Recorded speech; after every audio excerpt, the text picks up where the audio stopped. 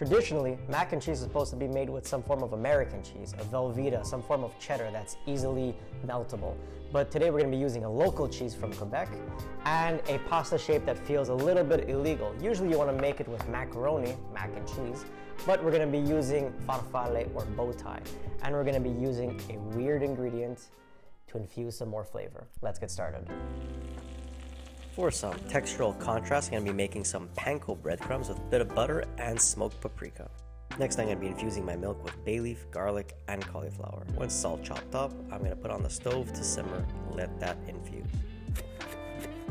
Then I'll be pre-cooking the pasta al dente, putting it in a sheet pan with a little bit of olive oil. We'll be combining an American cheese, a sharp cheddar, and the smoked gouda.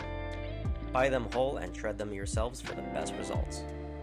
On medium heat and a medium-sized pot, we're going to be creating our roux with our butter and flour, incorporating the milk for a béchamel. Turn off the heat to add the cheese to create the Mornay sauce, and we'll be incorporating our pasta, getting the desired texture by adding a little bit of Dijon mustard and mixing it all together.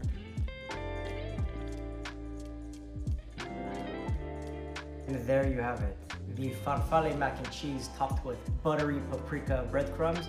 This is perfect for a winter day like today. So if you enjoyed the recipe, make sure to subscribe to see more. Cheers.